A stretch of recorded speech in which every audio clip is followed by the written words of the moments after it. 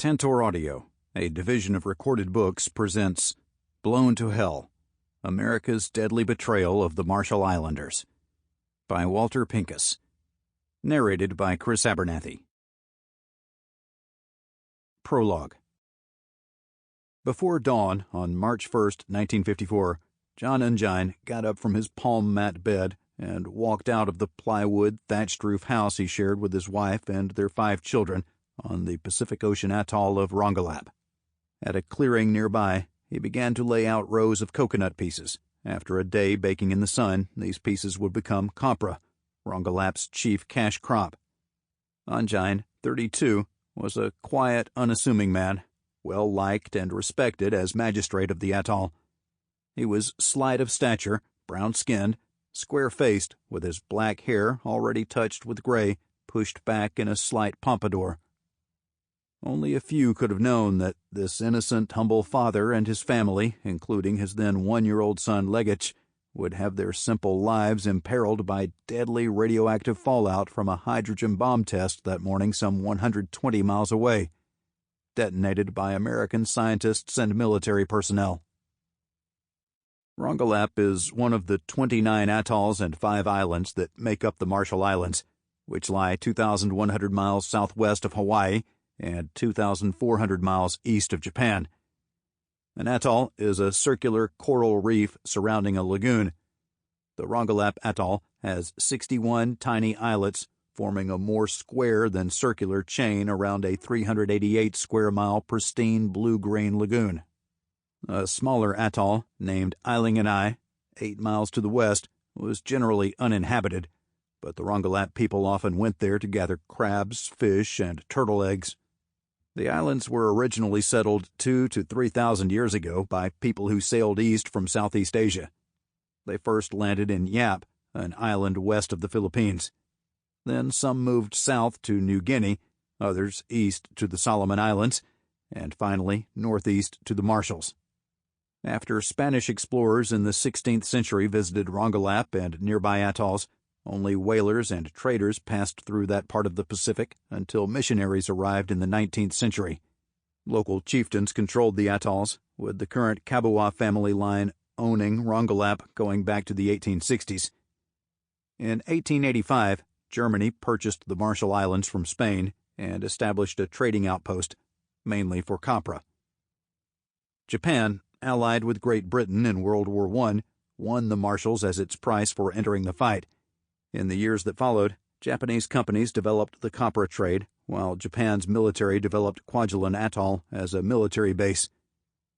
In January 1944, after months of fighting, American World War II forces took control of the Marshalls.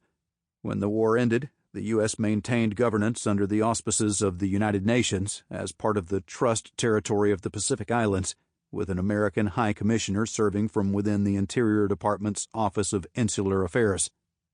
The first American tests of atomic weapons in the Marshall Islands, Operation Crossroads, began in 1946 in Bikini Atoll, 125 miles west of Rongelap. Tests then transferred to the U.S. mainland at the Nevada test site before being moved back to the Marshalls because the new generation of thermonuclear bombs being developed had yields so large that officials feared radioactive fallout could not be safely contained at any site in the United States. On March 1, 1954, 82 men, women, and children were living on Rongelap Island, the largest island in that atoll, although only a half-mile wide and 6 miles long. That March 1st morning, 18 of these Rongelapese were at neighboring Idyllic Atoll gathering food. Their houses were made mostly of palm leaves with coral pebble floors, but a few, such as John Engine's, were built partly of wood. Some houses had connecting sheds where cooking was done. Windows and doors were covered with burlap or canvas.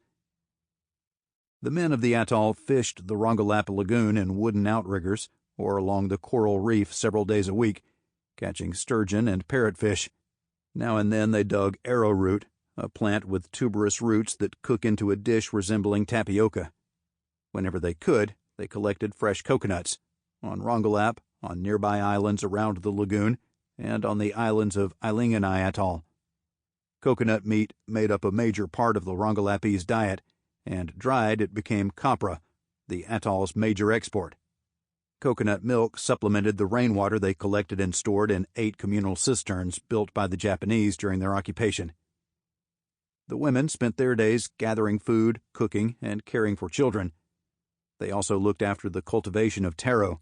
In a tropical climate, taro plants grow from 3 to 5 feet high, with starchy stems that are like macaroni when cooked. The peeled roots, when blanched and sun-dried for a day, can be milled into flour for bread and donuts. Another important food was pandanus, a stringy fruit the size of a pineapple, which grows on tuberous trees found all over the Marshall Islands. Pandanus fruit has a sweet juice or thick nectar that tastes like a mix of sugar cane and mango. Also on Rongelap Island were 150 chickens, pecking out their food from tossed-aside pieces of coconut. Their eggs, eaten raw, were considered a delicacy. There were also cats and ducks and tinned swine. On special occasions, a whole pig was cooked for an island feast. Once every 3 or 4 months, a trading ship run by the U.S. Trust Territory government arrived to buy copra, in return for which the Rongelapese bought rice, flour, and such luxuries as canned meats, lemonade powder, and jelly. The children gave the ship's crew and passengers, mostly Marshallese traveling to or from their home atolls, little shells in exchange for gum and candy. The women also sold bags and mats woven from coconut or pandanus leaves, and used the money earned to buy plastic combs and cheap Japanese cloth for dresses. The men traded enormous clam and conch shells from the lagoon for liquor and cigarettes. While the ship was anchored in the lagoon, all work stopped. But within days of its departure, the new goods were gone, the excitement was forgotten, and the Rongelapese returned to their simple daily struggle to gather food. 8 years earlier, in May 1946, the Americans had temporarily moved the inhabitants of Rongelap to Lai, an island almost 300 miles away from Bikini Lagoon. The very first atomic tests at Bikini Atoll were to take place that July. The evacuation was a precaution the Americans followed for all Marshallese living within 300 miles of Bikini. When Operation Crossroads was concluded in August, and the danger of radiation fallout had passed, the Rongelapese had been returned to their home atoll. Life returned to normal until January 1954, when 28 American military personnel, 25 Air Force, and 3 Army arrived at the Rongerik Atoll, 45 miles east of Rongelap, to operate a weather station. Meanwhile, a Trust Territory field officer from Hawaii arrived in Rongelap by ship and told John Engine that the Americans would soon again be testing atomic bombs at Bikini. Although the tests were of much more powerful nuclear devices than those detonated in 1946, the field officer told Engine there were no orders to move the inhabitants of Rongelap. For the next 6 weeks, Engine and the other Rongelapese went about their daily routines. Just after 3 a.m. on March 1, 1954, some 90 miles west of Bikini, the 23-man crew of the Japanese fishing boat Lucky Dragon No. 5 was setting out fishing lines for their final attempt to catch tuna before heading back to their home port of Yaizu. When the Lucky Dragon had left Japan on January 22nd for this, its 5th voyage as a tuna boat, her regular skipper, Captain Shimizu, was not aboard. He had to stay in Yaizu for a hemorrhoid operation, so the boat's owner, a businessman named Kakuichi Nishikawa, had selected as his replacement 22-year-old Hisakichi Tsutsui, a newly licensed captain, recently graduated from the Aichi Prefectural Fishery School. The man who really took command, however, was Yoshio Misaki, a 29-year-old who had the requisite experience to have the title of fishing master. Just before the ship cast off, the boat owner huddled with Misaki and directed him to fish around the Midway Islands, some 2,000 miles east, where the seas were rougher than those farther south, but the possibilities for catching large, big-eye tuna were considered better. The first sign of trouble came just hours after departure, when the crew found they had left behind a spare crank, a key part for the engine. Instead of returning to Yaizu, which would be bad luck, the fishermen went to Ogawa, a nearby port, to buy the part. After loading the extra crank and attempting to depart, the Lucky Dragon ran aground on a sandbar, leaving no choice but to wait for the high tide and a final departure 4 hours later. For its first 5 days out at sea, the Lucky Dragon was caught in winter storms, and several times almost swamped by giant waves. It was not until after the boat had passed Hiroshima Island, about 370 miles southwest of Yaizu, that Misaki told the captain and the rest of the crew that they would be heading more or less directly east for Midway, amid rougher seas than the calmer southern waters where the Lucky Dragon had fished before. The crew was not happy, but they were somewhat cheered when Misaki pointed out that near Midway they had a good chance for landing tuna, popular with Americans. Their pay depended on the size and quality of the catch. The first fishing day was February 7th, when the Lucky Dragon was about 200 miles southwest of Midway. The tricky process of letting out the fishing lines usually began around 3 a.m., when the first 12-inch floating buoy with a light on top is pushed off the stern with a line attached that drops down vertically into the sea. Stringing out horizontally from it as the ship moves forward is the so-called long line, to which, every 1,000 feet, are attached 5 branch lines, each with a steel leader and a hook baited with frozen fish. Another surface floating buoy is attached with a light atop every 20th of them. To release the Lucky Dragon's 330 lines generally took about 4 hours, and the buoys could stretch out to almost 55 miles. When that first big chore was finished, the ship halted, and the crew took breakfast. 4 hours later, the even harder job of hauling in the lines began. A power winch pulled in the main line as the boat went from buoy to buoy, and the crew brought in the branch lines and the catch. This process could take as long as 14 hours, because the lines must all be carefully coiled with the buoys detached and stored separately. That first day, the crew had caught only 1 or 2 big-eye tuna, and they were smaller than the average of nearly 300 pounds and 6 feet in length. Another 8 were even smaller. Because tuna are warm-blooded fish, they must be cut up and put on ice very quickly to keep their red flesh firm. So that first day, it was close to midnight before all the work was done.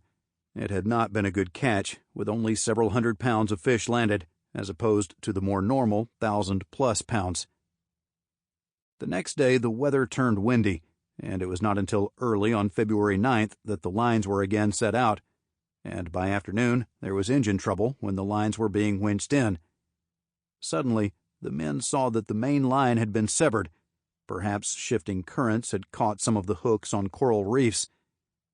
After searching for 4 days and finding plenty of buoys but only some lines, they worked out that 170 lines, over half the ship's capability, had been lost. It was too soon to go back to Japan, so the troubled ship went south and then west toward the Marshall Islands, where the seas would be less rough.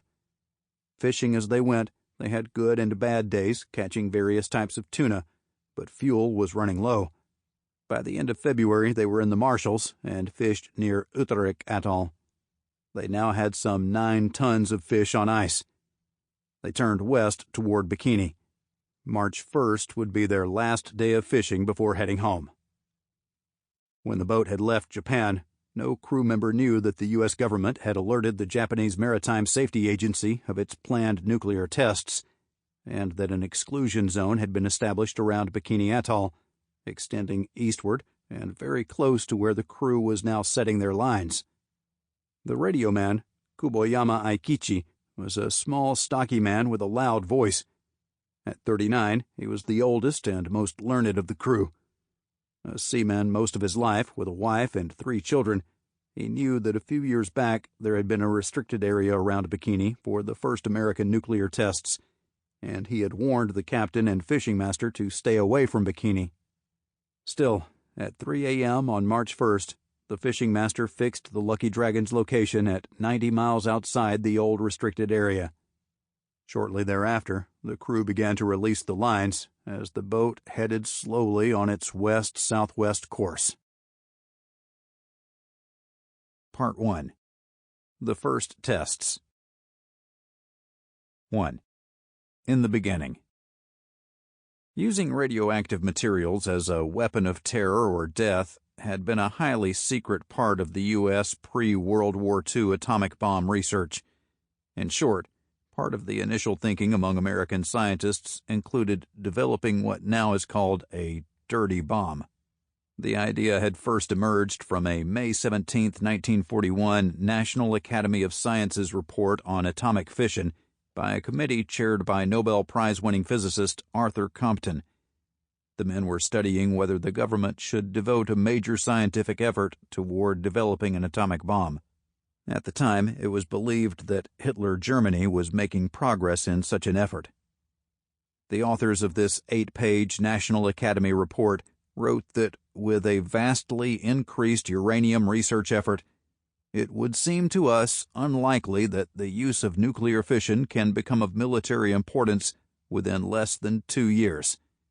They went on to list proposed military applications for radioactive materials produced by a uranium fission reaction. They included use as a power source for ships and submarines, or for violently explosive bombs. The first use suggested for the violently radioactive materials produced would be as missiles destructive to life. The paper read, "These might then be carried by airplanes to be scattered as bombs over enemy territory to cause radiological injury." The report added, "This might be the most promptly applicable military use, although it might not be available within less than 12 months of the first production of a chain reaction, so not earlier than 1943. In the summer of 1942, Compton believed Nazi Germany was going down this path. Writing to James B. Conant, physicist and Harvard University president, "We have become convinced there is real danger of bombardment by the Germans within the next few months, using bombs designed to spread radioactive materials in lethal quantities." In 1943, Manhattan Project research work on the atomic bomb was proceeding at Los Alamos National Laboratory in New Mexico, under the direction of Dr. Robert Oppenheimer, who discussed various potential applications with leading scientists, including Dr. Enrico Fermi, head of the team that built the first self-sustaining nuclear chain reaction in Chicago. Oppenheimer and Fermi talked about using fission materials, particularly strontium, to poison German food supplies. This approach was dropped after Oppenheimer wrote to Fermi that he thought it unfeasible unless we can poison food sufficient to kill 500,000 men. Such studies continued. An October 30, 1943 report entitled Use of Radioactive Materials as a Military Weapon, written by Compton, Conant, and chemist Harold Urey, another Nobel Prize winner, was sent to Lieutenant General Leslie Groves, director of the Manhattan Project. This report recommended that additional work be authorized on the use of radioactive materials in order that this country may be ready to use such materials or be ready to defend itself against the use of such materials.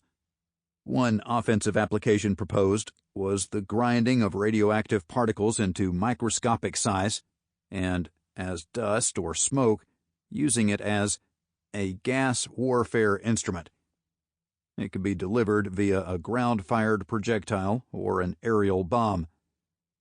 In this form, it would be inhaled by personnel, the report said. The amount necessary to cause death to a person inhaling the material is extremely small. It has been estimated that 1/1,000,000th of a gram accumulating in a person's body would be fatal. There are no known methods of treatment for such a casualty.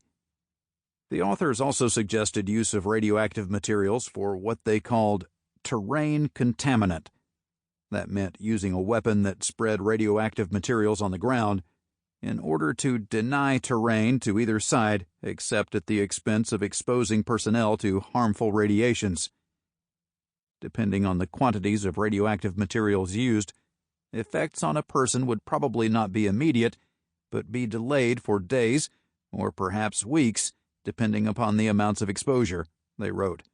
In addition, they said contamination from radioactive material would be dangerous until the slow natural decay of the material took place, which would take weeks and even months. Their memo even suggested that radioactive material could be weaponized for ingestion into human bodies by targeting reservoirs or wells. 4 days' production of radioactive materials could contaminate 1,000,000 gallons of water to an extent that a quart drunk in 1 day would probably result in complete incapacitation or death in about a month's time, they wrote.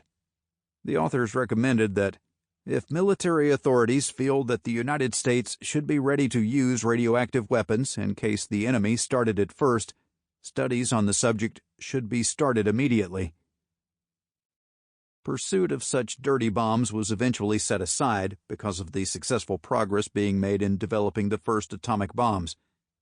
But based on their past planning, key atomic scientists were clearly aware of the threat posed by radioactive materials, such as fallout created by detonation of a nuclear weapon, more than 70 years ago. In the spring of 1945, with preparations for the initial Trinity test of a plutonium-based atomic device well underway, the main focus of Manhattan Project scientists was getting the maximum destructive effect from an atomic explosion. Since nearly half the destructive energy released from a detonation would come in the form of blast, with another 35% coming from heat, those elements drew the most attention. Radioactive fallout was mostly an afterthought, since radiation would be only 15% of the energy the weapon's detonation would release. Focus was on the altitude at which the atomic bomb would be detonated in order for the explosion to create the greatest blast and heat effects over the widest area.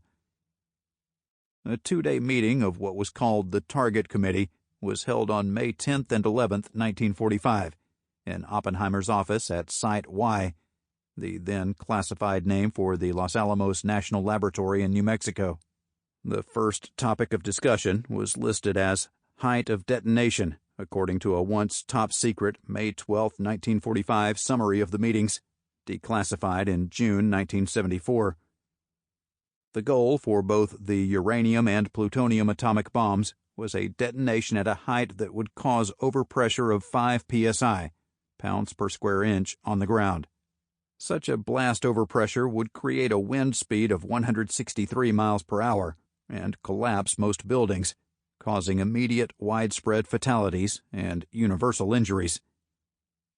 At the Target Committee meeting, expectations were voiced that Little Boy, the uranium bomb, would have a yield from 5 to 15 kilotons, 5,000 to 15,000 tons of TNT, and that the detonation fuse should be set to go off at an altitude somewhere between 1,550 to 2,400 feet above ground for the best destructive results. For Fat Man, the plutonium-triggered bomb, the expected yield was to be determined after the Trinity test, since that device was of the same design. It was tentatively determined that detonation altitude would be around 1,400 feet. The declassified memo listed another agenda item as psychological factors in target selection. The group agreed there was great importance in using the new bomb to get the greatest psychological effect against Japan and to make the initial use sufficiently spectacular for the importance of the weapon to be internationally recognized when publicity on it is released. To put it bluntly, Oppenheimer and his colleagues wanted to destroy as many buildings as possible and kill and injure so many people that the world would recognize something really terrifying had been added to warfare. Of course, they didn't want to be seen as going after civilians.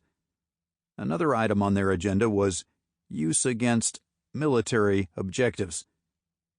But notice they saw fit to put military in quotation marks. They said the initial weapon was to be used on a small and strictly military objective, but that the target should be located in a much larger area subject to blast damage in order to avoid undue risks of the weapon being lost due to bad placing of the bomb. When it came to Hiroshima, the first target, that city was described as an important army depot and port of embarkation in the middle of an urban industrial area. It is a good radar target, and it is such a size that a large part of the city could be extensively damaged. Emphasis added. Nagasaki wasn't even on the original target list. It was added after Secretary of War Henry Stimson objected to going after Kyoto, Japan's ancient cultural capital. Even then, Nagasaki was the alternate target, The one hit because there was cloud cover over Kokura, the original selection. The Target Committee's radiological effect discussion of the bomb was devoted to recommendations associated with safety of the mission's American aircraft and crews, rather than the radiation exposure of the Japanese people on the ground. The memo called for no other U.S. aircraft flying closer than 2.5 miles from the detonation site or near the radioactive cloud the bomb created. On May 31, 1945, another key meeting was held in Secretary of War Henry Stimson's office next door to the White House. The first test of an atomic device was looming in 6 weeks, and the first use of an atomic bomb was expected shortly thereafter. It was a meeting of what was called the Interim Committee, appointed by President Truman less than a month after he became president, to discuss recommendations on temporary wartime controls, public announcement, legislation, and post-war organization, according to notes from the session.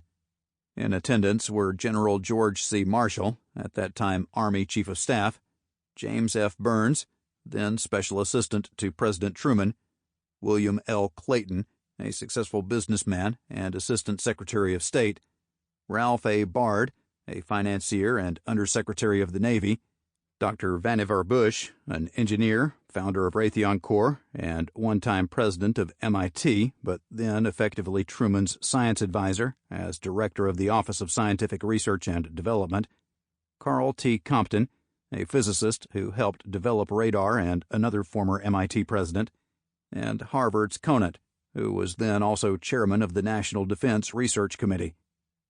Also present were Oppenheimer, along with Fermi, Arthur Compton, and Dr. E. O. Lawrence, each of whom had run elements of the Manhattan Project. Finally, there was Major General Groves, manager of the project. Chairing the session was Stimson, a Republican former Secretary of State from the Hoover administration, whom President Roosevelt had brought into his cabinet in 1940 to show bipartisanship as it became apparent the U.S. would become involved in World War II. Did that group, almost 70 years ago, get everything right? People have argued that those first bombs should not have been dropped. General Marshall, in fact, at one point during a meeting made that very argument, although he would change his mind. But listen to what they did say and then do. At that May 31st session, with Marshall's support, Stimson said the Manhattan Project should not be considered simply in terms of military weapons, but as a new relationship of man to the universe. He called what was about to happen more important than the discovery of gravity because of its effect on the lives of men. For that reason, he said, it was important to realize that the implications of the project went far beyond the needs of the present war. The atomic bomb, Stimson said, looking toward the future, must be controlled if possible to make it an assurance of future peace rather than a menace to civilization. He then laid out the topics for discussion: future military weapons, future international competition, future research, future controls, and future developments, particularly non-military. On future weapons, the speaker was Compton. At this meeting, he, Conant, and Oppenheimer foresaw the second and third generation of what was to become the thermonuclear bomb, the so-called H-bomb. Oppenheimer predicted it might produce an explosive force equal to 10 million to 100 million tons of TNT.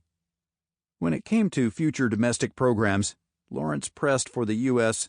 to stay ahead in this field and insisted that research had to go on unceasingly. Oppenheimer pointed out that one of the difficult problems involved in guiding a future domestic program would be the allocation of materials as between different uses.